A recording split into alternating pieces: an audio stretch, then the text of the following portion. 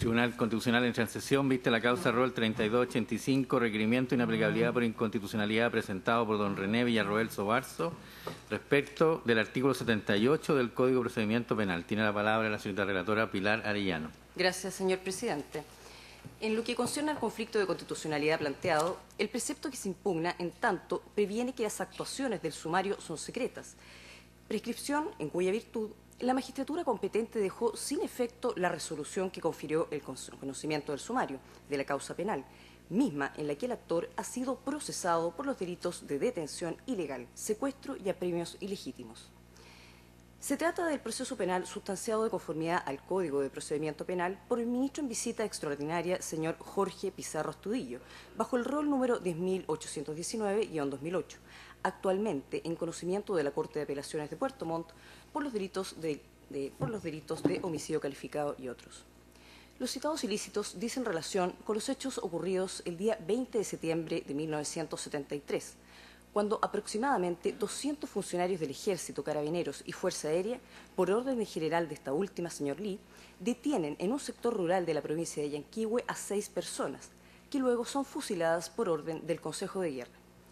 Explica el actor que la investigación criminal se inició por querella el año 2008. La sustanciación de la causa estuvo casi detenida entre los años 2013 y 2016, atendido que una querellante solicitó someter a proceso a más de 10 personas. Después de tener conocimiento del sumario en marzo del año 2016, conociendo entonces la investigación realizada durante 8 años, indica el actor que la misma ha sido fuertemente impulsada por su defensa, cuestión que le permitió solicitar diversas diligencias para disfrutar la imputación penal. Sin embargo, en el mes de septiembre del año 2016, el ministro instructor dejó sin efecto el conocimiento del sumario concedido a las partes con el objeto de no entorpecer las diligencias y el éxito de la investigación del tribunal. El actor recurrió a dicha resolución, cuya decisión está pendiente, siendo ese el estado de la gestión penal por la que se representan vicios de constitucionalidad respecto de la norma censurada. Se expone que los derechos constitucionales que vulnera el impugnado artículo 78 en su aplicación son los siguientes: a la presunción de inocencia, a la defensa legítima y al debido proceso reconocidos en el artículo 19, número 3 constitucional, en relación con los artículos 1 y 4 de la Carta, vinculados al artículo 5 de la misma, que reconoce los derechos garantidos por tratados internacionales sobre derechos humanos ratificados por Chile que se encuentran vigentes.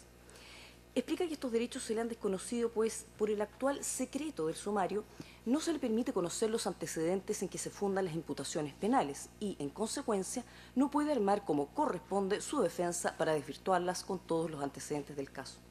De esta manera, la presunción de inocencia pasaría a ser una quimera, pues en los hechos no puede ejercitar su derecho de defensa, base esencial de la garantía del derecho al debido proceso. Recuerda al efecto que el nuevo Código Procesal Penal, en sus artículos 4, 7 y otros, reconoce y protege la presunción de inocencia, cuestión que no ocurre en la especie, y ocurre que, de conformidad a la normativa constitucional y convencional, la publicidad en los procedimientos judiciales es un derecho fundamental que no se respeta en los procesos penales secretos, lo que sería el soporte de los vicios de constitucionalidad denunciados.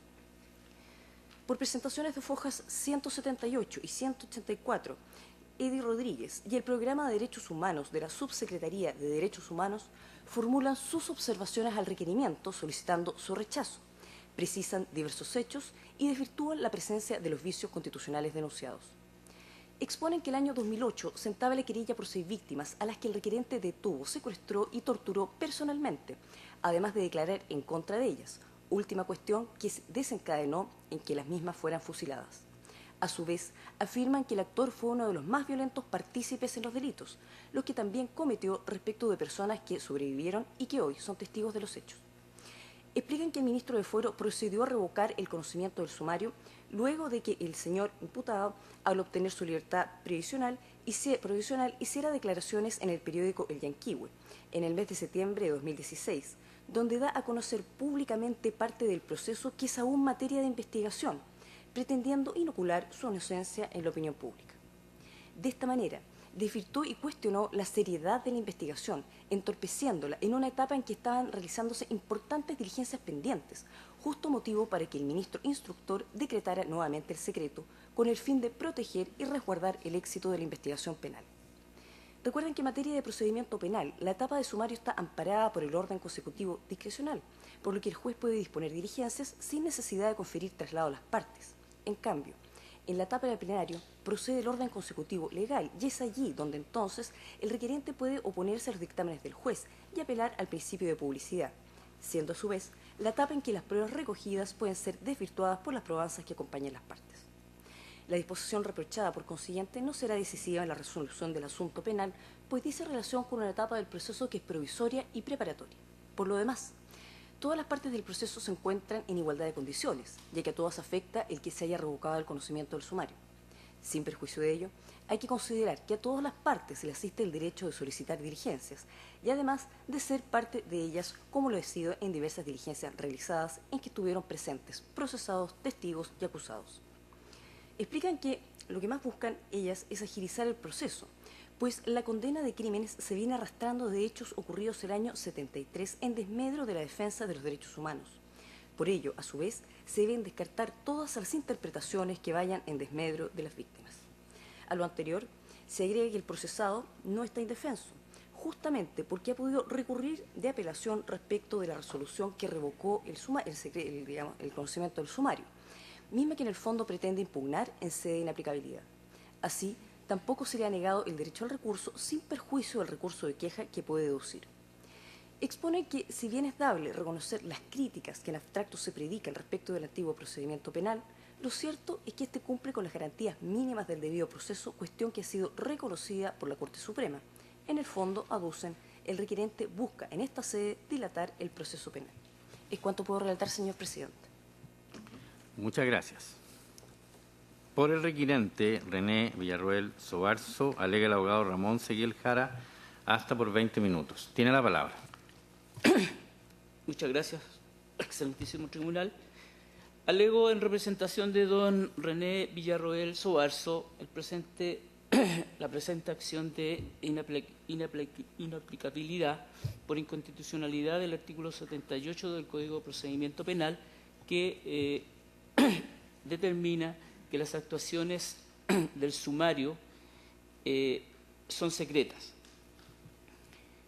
Específicamente, mi representado solicita que el artículo 78 aludido no sea aplicable o no se recurra a dicha norma en la causa en la cual que se ha aludido se encuentra actualmente procesado.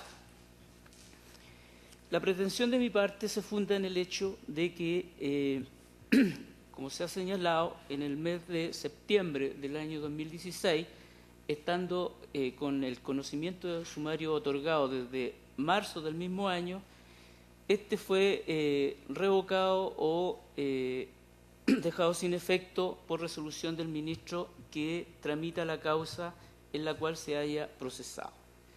Mi representado estima que al resolverse de esa manera se le han vulnerado sendas garantías constitucionales, puesto que en la práctica se le deniega o desconoce su presunción de inocencia y seguidamente su derecho a la defensa que se encuentra entrelazado con el debido proceso. Estima que desde el momento que el sumario se torna secreto, se encuentra en la imposibilidad de ejercer precisamente su derecho a la defensa, tanto técnica como material, lo que es consubstancial al principio o al derecho al proceso debido y justo. Estima mi representado que al mantenerse en secreto el sumario o la investigación que se lleva con ocasión de los hechos que se han mencionado, se le está imponiendo la defensa a ciegas, lo cual, en virtud de la normativa constitucional e inclusive de la normativa de los tratados internacionales que han sido incorporados en nuestra legislación, forma parte, su señoría, de una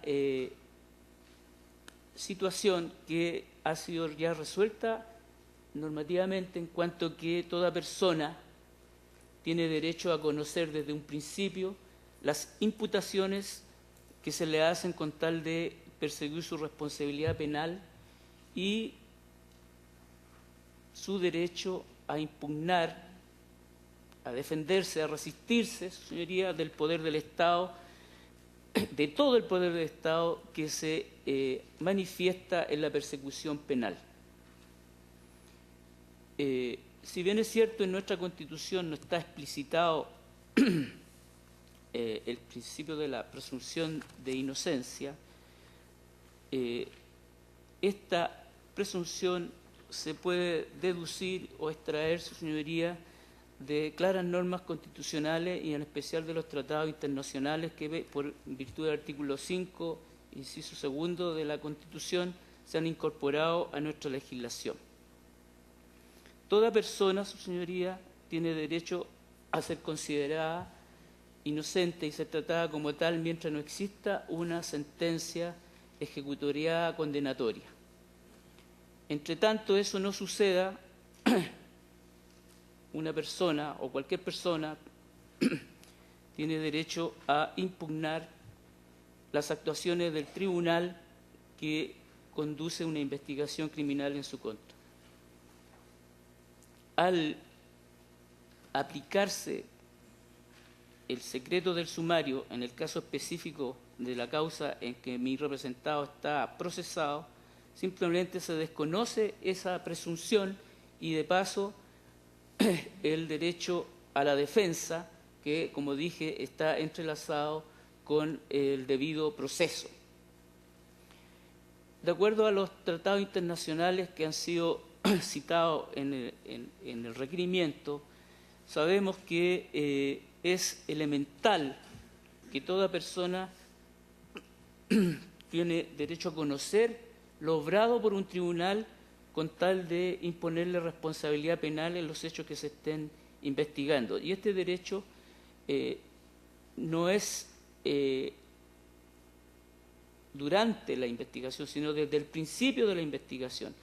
Como se ha señalado, esta investigación se inició en el año 2008 y recién en febrero del 2016 mi representado fue procesado. Y gracias a que se le otorgó en su momento el conocimiento del sumario, él ha llevado adelante su defensa solicitando múltiples diligencias y la causa principalmente ha sido conducida sobre la base de esas diligencias solicitadas por mi representado. Desde el momento que se le niega el acceso a la investigación, su defensa se ve prácticamente conculcada, puesto que se vuelve al secretismo de la investigación, quedando vulnerado su derecho a resistirse a esa investigación y a establecer su falta de participación en los hechos, considerando que solamente se encuentra procesado, o sea, expuesto a una situación provisional y que a través de su defensa, tanto técnica como material, él pretende desvirtuar las imputaciones que se le hacen a través del auto de procesamiento. Él no se encuentra condenado y por ende debe ser tratado y reconocido como inocente. Por ende, tiene todas las facultades, atribuciones y garantías para impugnar la investigación, lo que no puede hacer si es que la investigación se mantiene en secreto, como ha sucedido con ocasión de haber sido revocado el conocimiento del sumario.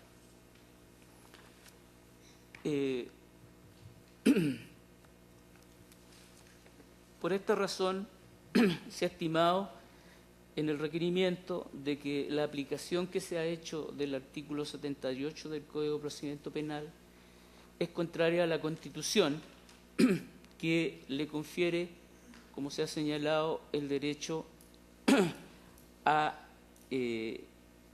la presunción de inocencia y el derecho a tener un proceso debido y justo, lo cual no es valedero respecto a mi representado si es que esta investigación se mantiene en secreto.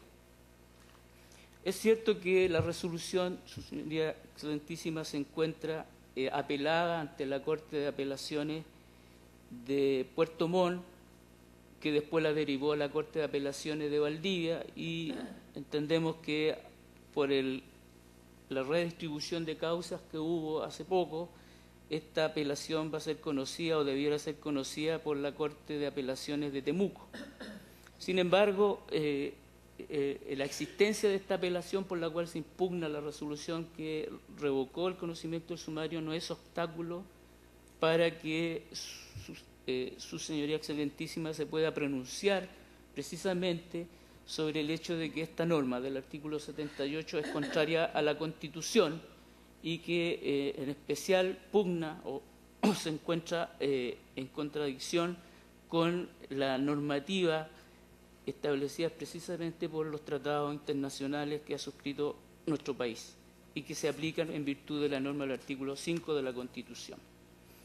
Por esta razón, estimamos que el excelentísimo tribunal debe declarar inaplicable esa norma en tanto cuanto incide en los derechos que se encuentran garantizados en favor de mi representado y que vulneran su derecho en su calidad de procesado en la causa que se ha mencionado.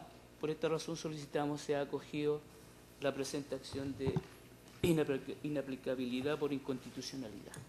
Bien, muchas gracias. En segundo lugar, por Eddie Rodríguez Ribeiro, alega la abogada Pamela Sánchez Nieto, hasta por 20 minutos. Tiene la palabra.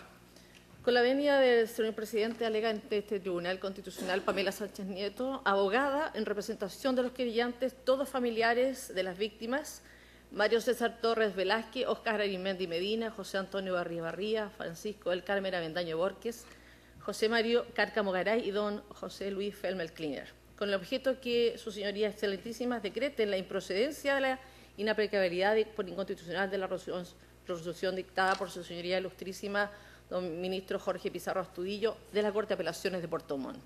Cuando en resolución en es la causa relativa a violaciones de derechos humanos en la jurisdicción de Puerto Montt, quien aplicó en ese momento la norma del artículo 78 del Código de Procedimiento Penal, con la que decretó revocar el conocimiento del sumario en la causa criminal denominada El Fondo del Toro, causa 10.819, interpuesta el año 2008, ante hechos que se investigan producidos el año 1973, como fue el fusilamiento de las 6 personas que ya nombré, precedidas de detención ilegal, secuestro, aplicación de tormentos, producidas por lo que hoy se requiere ante Tribunal Constitucional que se haga justicia en la aplicación de la norma expresa establecida en el Código de Procedimiento Penal.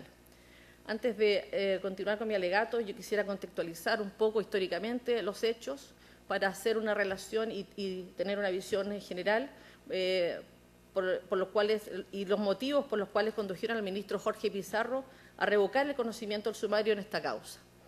Se inicia todo con la reforma agraria del año 1955. Sabemos todos que en Latinoamérica se inició la reforma agraria, que dio un proceso consecutivo de 3 administraciones en Chile, don Jorge Alessandri Rodríguez, posteriormente el gobierno de Eduardo Frei Montalva, y vio su mayor auge en el gobierno de la Unidad Popular de Salvador Allende Gosse.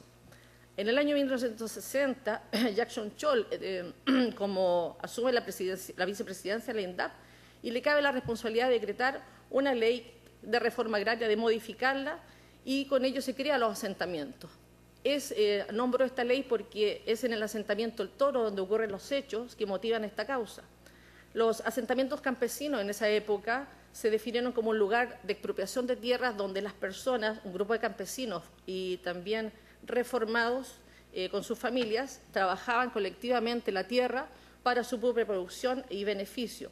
Estos asentamientos agrarios ocurrieron en todo Chile, se expandieron, y la reforma agraria de la Unidad Popular decretó finalmente que las tierras expropiadas se organizaran preferentemente en forma de cooperativas, y esta cooperativa, llamada el asentamiento El Toro, donde vivían a lo menos 6 familias, es donde ocurren los hechos del 20 de septiembre del año 73.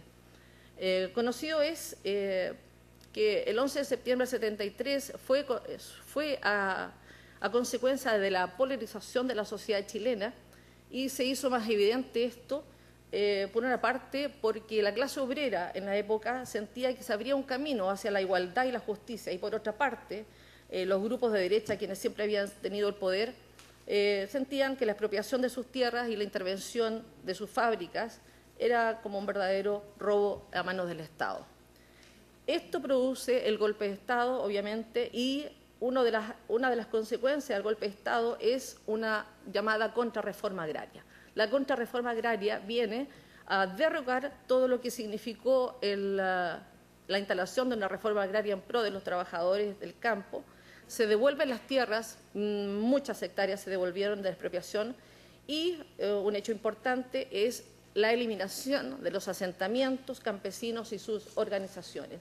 Es así como se suprimió la sindicalización campesina, y para ello se usó métodos radicales como fue el asesinato de los campesinos. Cabe recordar en esta sala los asesinatos de Lonquén, Valdivia, Paine, Carahue, Tolten, Puerto Saavedra, Melipeuco, Cuesta Barriga, y en el fondo el Toro, que es el motivo de esta causa.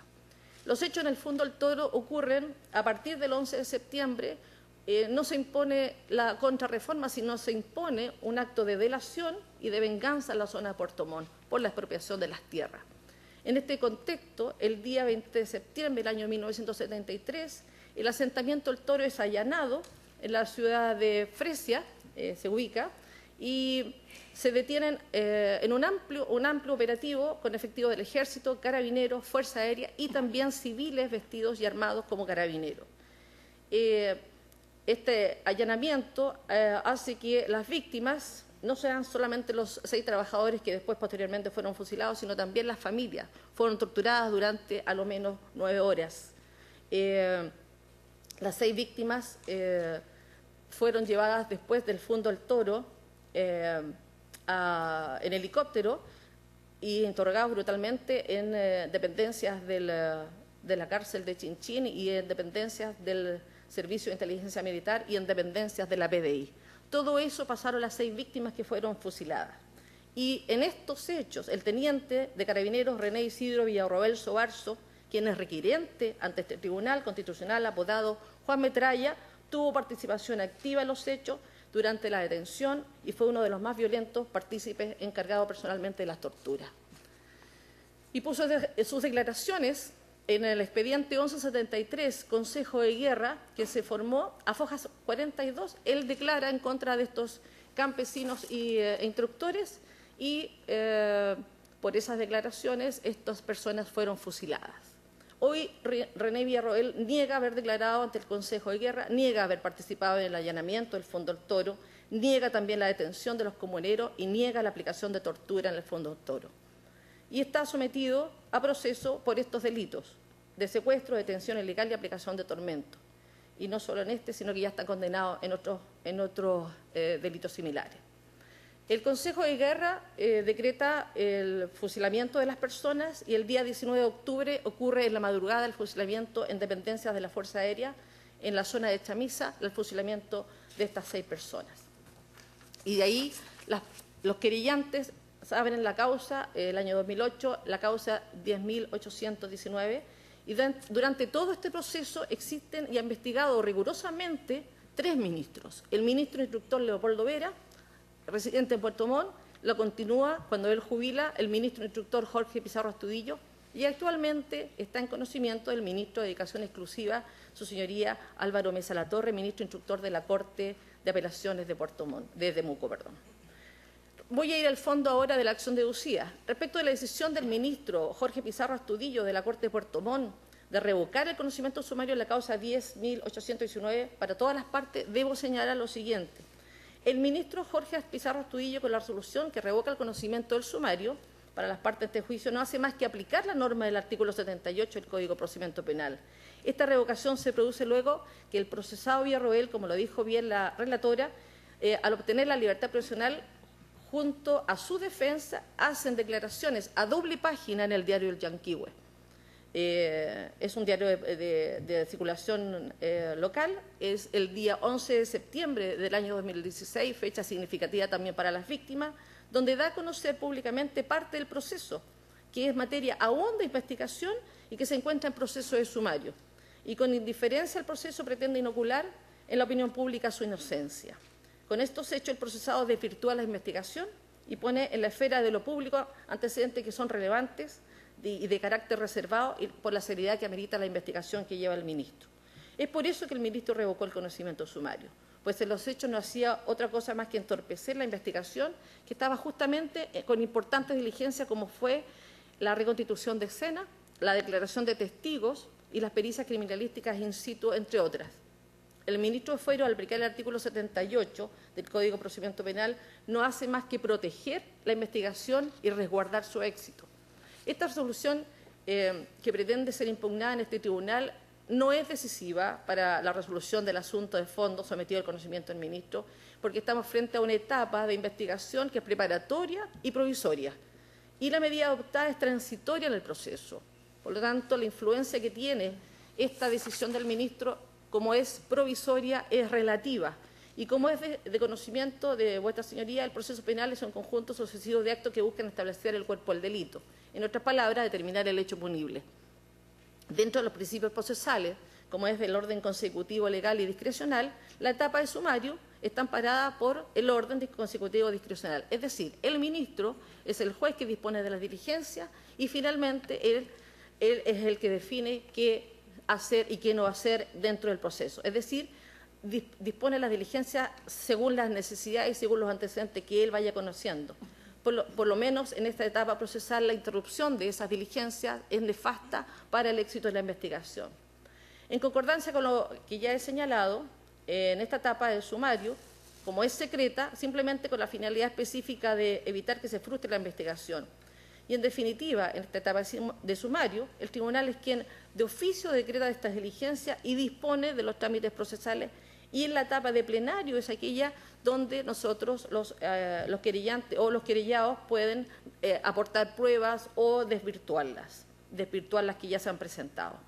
En este sentido, la aplicación del precepto legal impugnado, esto es el artículo 78 del Código de Procedimiento Penal, que señala las actuaciones de sumario son secretas salvo las excepciones establecidas en la ley. Recordemos que estamos en un procedimiento antiguo, es un procedimiento que tiene 2 etapas y que finalmente el ministro se hace cargo de esas etapas, los ministros en este caso, y revocan el conocimiento sumario solo para salvaguardar la investigación. Porque la declaración en el periodo del yanquigo del procesado finalmente interrumpe lo que es el secreto del sumario y la investigación propiamente, porque en la zona de Puerto Montt obviamente las personas todavía están con temor de ser violentadas, porque no es lo mismo que en Santiago, que los procesos ya han avanzado bastante. En la zona de Puerto Montt son los primeros procesos de delitos de derechos humanos. Así que por eso el ministro revocó el conocimiento del sumario, no solamente para los querellados, sino también para los querellantes. Por tanto, nos encontramos en igualdad de condiciones, lo que no produce indefensión a ninguna de las partes. La indefensión se produce cuando al requerimiento de Villarroel realizado ante este tribunal es acogido y suspendido el procedimiento, oficiando al ministro de Fuero, que conduce la investigación con la detención y suspensión ya por más de 6 meses, de hechos que ocurrieron en el año 73 y de una causa que lleva desde el año 2008. ¿Quién más que esta parte busca agilizar los procesos criminales ocurridos en el 73 en búsqueda de verdad y justicia? Es por ello que argumentamos que el Tribunal de Vuestra Señoría Excelentísima, al suspender el procedimiento, produce más indefensión, no solamente por la detención del procedimiento, sino que porque le da oportunidad a los victimarios de tiempo para como se llama, postergar en la vista de la causa, como es de importancia proseguir las causas, terminarlas, y por eso la Corte Suprema ya nombró 4 ministros de dedicación exclusiva para todo Chile para el mismo objeto. El requerimiento debiera ser rechazado por 3 asuntos puntuales. El tribunal que conoce asuntos de relevancia, como este Tribunal Constitucional, en la aplicación de estos preceptos cuando no tienen cabida en otra sede jurisdiccional. Y ya se ha nombrado aquí que hay un proceso de apelación pendiente. Por lo tanto, sí hay una legítima defensa y eso debiera actuarse en los tribunales ordinarios, no en este tribunal. No se trata de un conflicto entonces de normativa respecto a la Constitución Política de la República, sino un conflicto que mantiene el requirente con una resolución judicial que el ministro de Fuero determinó en conformidad a sus potestades.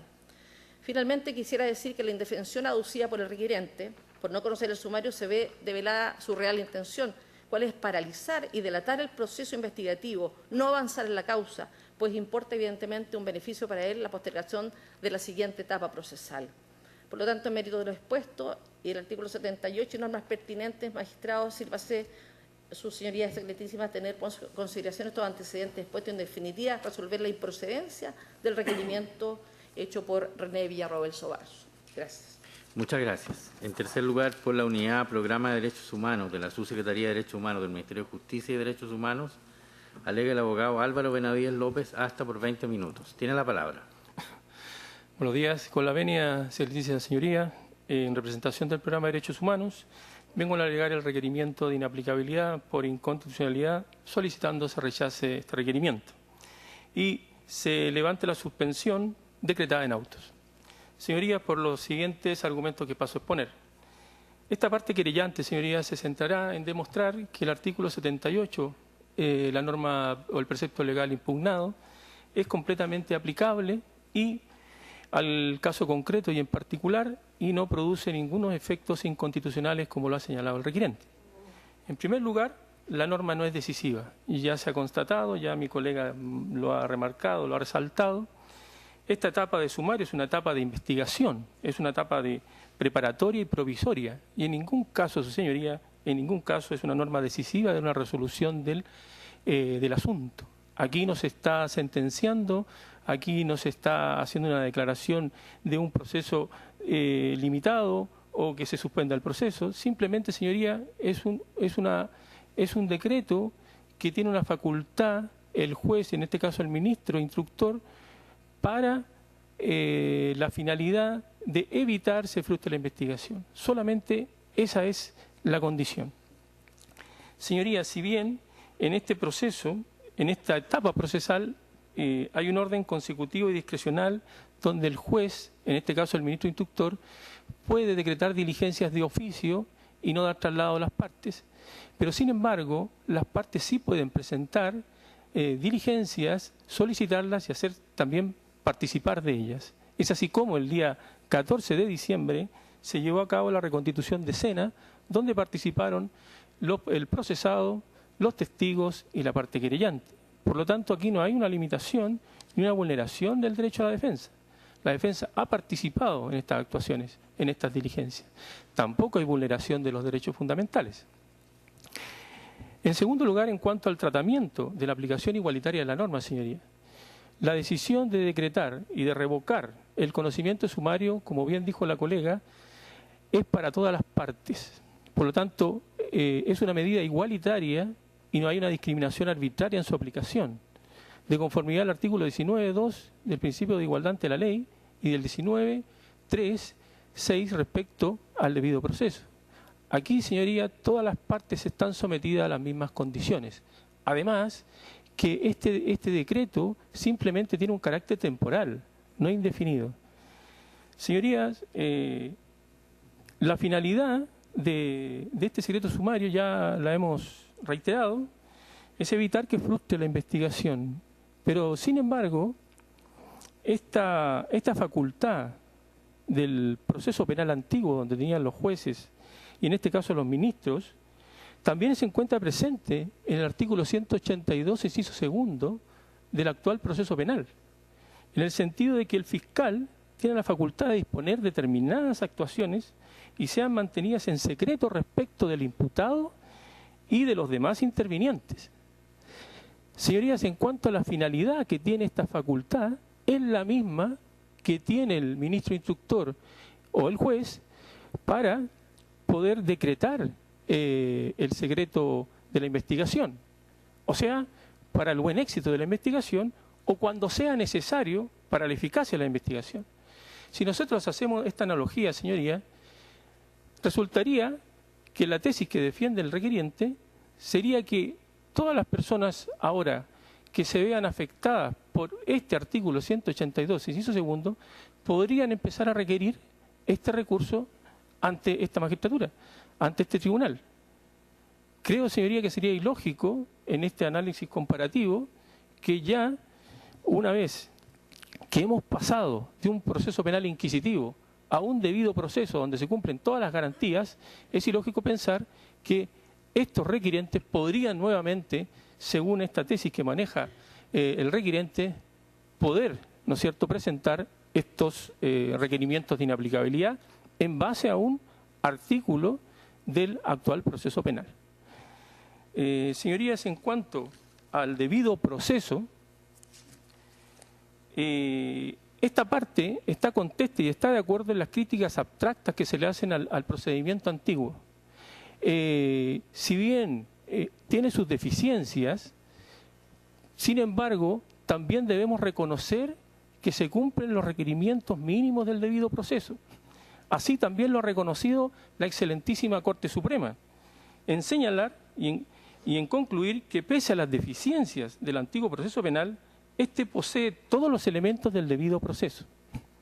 Señoría, acá no podemos hacer un juicio de valor histórico referente al procedimiento penal antiguo, entendiendo que deberíamos entrar a revisar todos los juicios criminales anteriores al 2000, cuando se produjo la reforma procesal penal, y empezar a cuestionar si esos juicios fueron realmente, ¿no es cierto?, estuvieron realmente bajo el debido proceso. Por lo tanto, señoría, sería ilógico y atentaría contra el principio de seguridad jurídica, que es el pilar fundamental del ordenamiento jurídico. Por lo tanto, señoría, no vemos por ningún lado la inconstitucionalidad que quiere hacer parecer la parte requirente. Señoría, y sí me gustaría señalar el voto en contra que tuvo el ministro Nelson Pozo para declarar inadmisible este requerimiento en cuanto a dos argumentos que son muy elocuentes y que creo que reafirman nuestra postura. Si me permite, señor presidente. Gracias. El requirente impugna la aplicación que se ha hecho por el ministro instructor del precepto impugnado, cuestión que per se se constituye una revisión de resoluciones judiciales dictadas en la gestión pendiente. Lo importante, dice, materia propia de los tribunales ordinarios, señoría, y ajena a las materias de competencia del Tribunal Constitucional. Y el segundo argumento es que, asimismo, junto al anterior, la aplicación de la norma del antiguo proceso penal a las causas las que se indagan hechos acaecidos con anterioridad a su vigencia, su fundamento en la propia Constitución, puesto que la octava disposición transitoria de este Estatuto Constitucional lo prevé, de modo tal que la presente acción de inaplicabilidad carece de fundamento plausible. Señoría, estamos totalmente de acuerdo y conforme con esta postura del don Nelson Pozo, en el sentido que no tiene argumentos plausibles para esta parte querellante y, por lo tanto, señoría, solicitamos se rechace el recurso de inaplicabilidad presentado por el requirente. Muchas gracias, señoría. Gracias a usted. Le pedimos entonces un espacio para que alegue el abogado siguiente.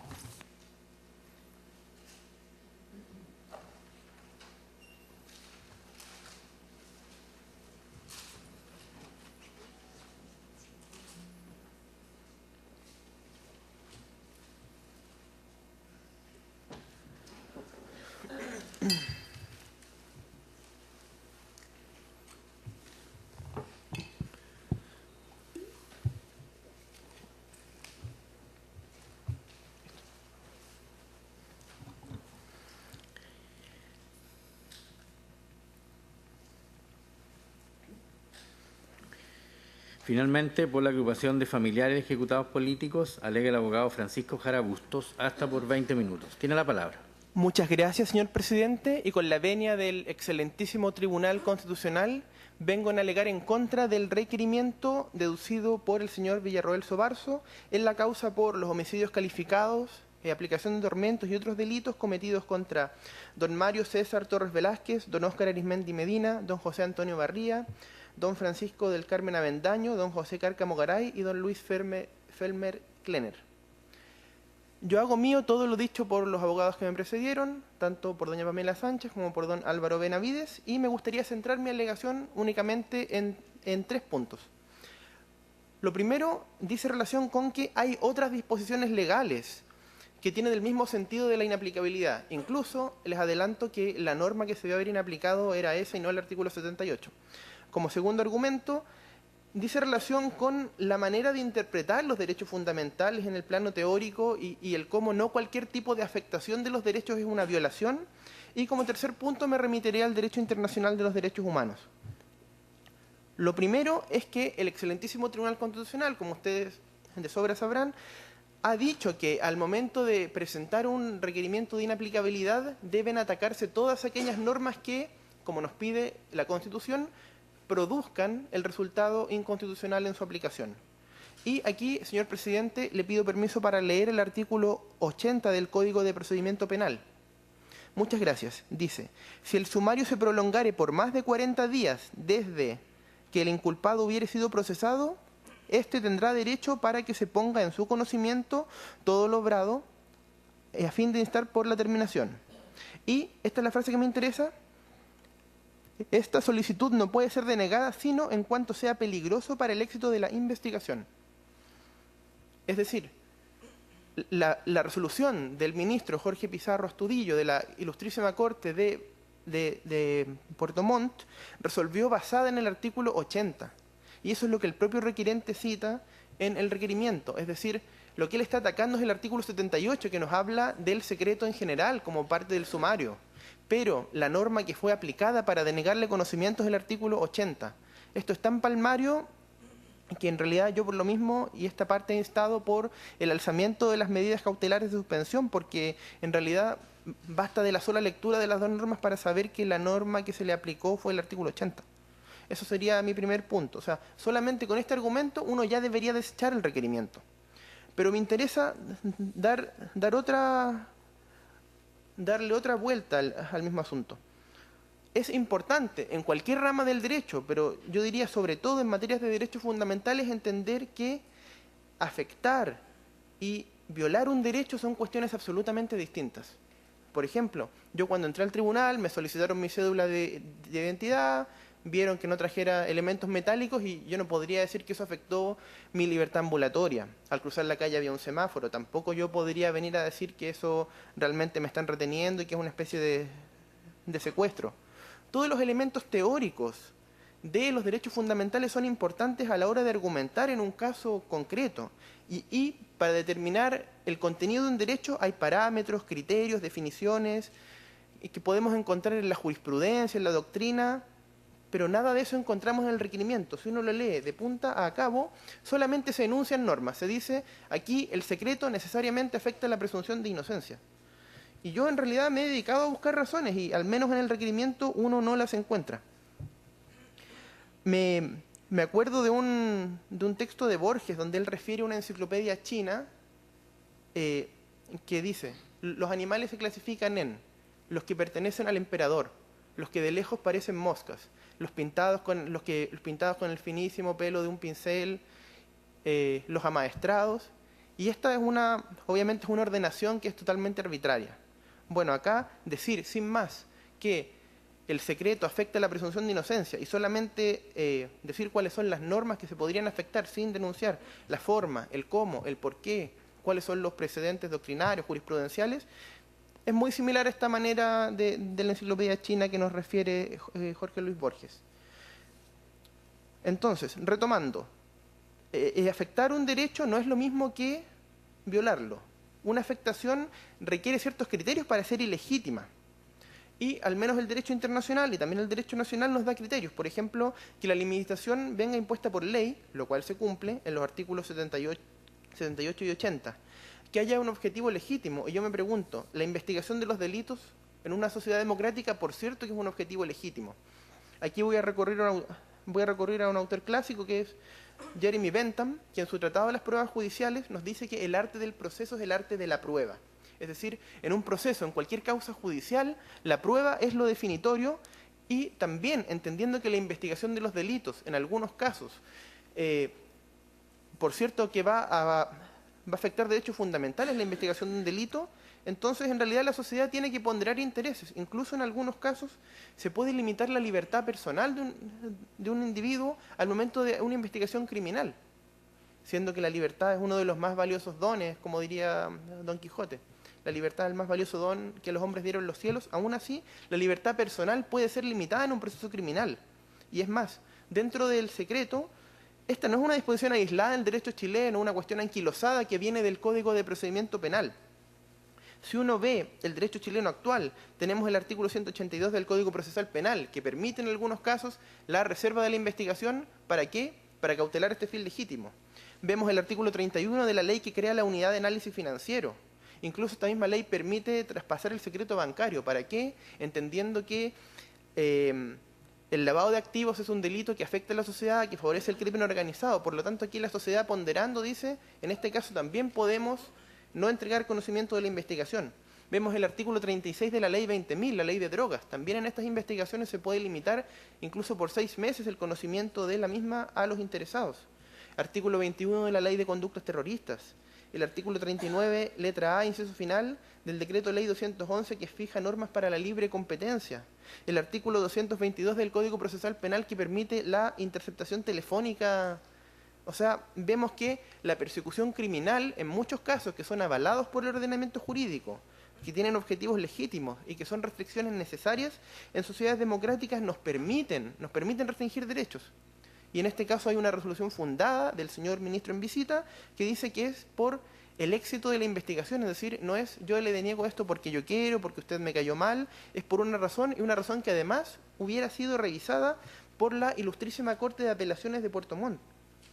Es decir, aquí se ve que hay un interés de la justicia en limitar en algunos casos ciertos derechos, y esta afectación per se no es ilegítima. Aquí el Estado no está violando derechos humanos, está sí afectando un derecho, está afectando parte del derecho al debido proceso, e incluso se puede afectar parte del derecho a la libertad personal, pero lo importante es entender que es algo provisorio, no es algo que lleve 10 años de secreto de sumario, es algo que, como el propio requerente admite, fue algo que se origina en el fondo hace pocos meses, y que, como contextualizara la colega Pamela Sánchez, tiene que ver con declaraciones emitidas por el señor Villarroel Sobarzo. Por último, y no está de más, me gustaría recurrir al derecho internacional de los derechos humanos. Aquí el exterminio de campesinos, de personas que se beneficiaron por la reforma agraria, es parte de los crímenes masivos que se cometieron en dictadura. Y eso es lo que permite contextualizarlo como crímenes contra la humanidad. Y el mandato de investigar, de juzgar y de sancionar crímenes contra la humanidad viene dado también por el derecho internacional, tanto consuetudinario, jus cogens, como por los tratados internacionales ratificados por Chile. Tenemos aquí sentencias de la Corte Interamericana que se refieren a la posibilidad de investigar. Almonacid Arellano contra Chile, Yelman contra Uruguay, Humberto Maldonado Vázquez contra Chile, García Lucero contra Chile. Es decir, para poder cumplir los mandatos de juzgar y de sancionar también se requiere una investigación, y una investigación criminal obviamente va a requerir en algunos casos limitar derechos, limitarlos dentro del ámbito de la ley, limitarlos en forma proporcional, limitarlos con posibilidad de que la defensa pueda recurrir a estas resoluciones, limitarlos en la manera en que un Estado democrático puede afectar derechos.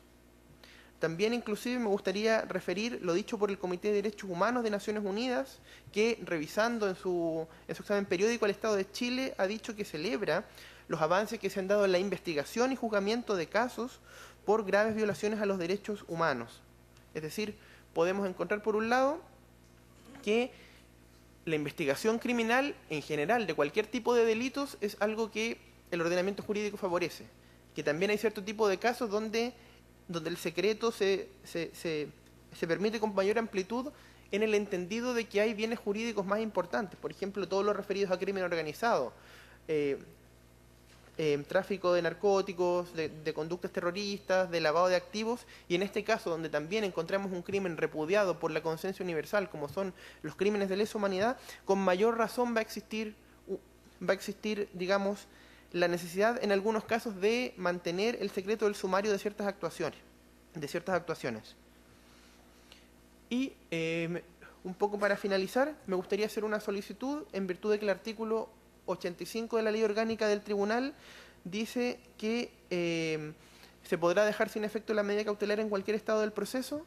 Vengo respetuosamente en pedir al excelentísimo Tribunal Constitucional que en atención a lo previamente dicho, de que no concurriría el fumus boni iuris, este humo del buen derecho que requiere cualquier medida cautelar, en el entendido de que hay otra norma, el artículo 80, es decir, mirando 2 artículos más abajo uno puede encontrar cuál es la disposición legal que en realidad se aplicó aquí, y que tampoco habría periculum in mora, salvo para las víctimas que han esperado más de 40 años por justicia. Nosotros hemos hecho esta solicitud por escrito y el voto de minoría ahí reconoció que en realidad la investigación criminal y el secreto de la misma puede ser un objetivo constitucionalmente protegido. El voto de minoría de la misma también reconoció que el requirente en el otro sí respectivo, donde solicita la medida cautelar, no entrega mayores argumentos de la misma. Por lo tanto, venimos en solicitar que además del rechazo del requerimiento por las causales anteriormente dichas, el excelentísimo tribunal también se sirva a remitir los asuntos a la sala pertinente para el alzamiento de la medida cautelar. Gracias, señor presidente. Es todo cuanto puedo alegar. Gracias a usted. ¿Alguna pregunta, señores ministros? No. Muy bien. Concluida entonces la vista de la causa.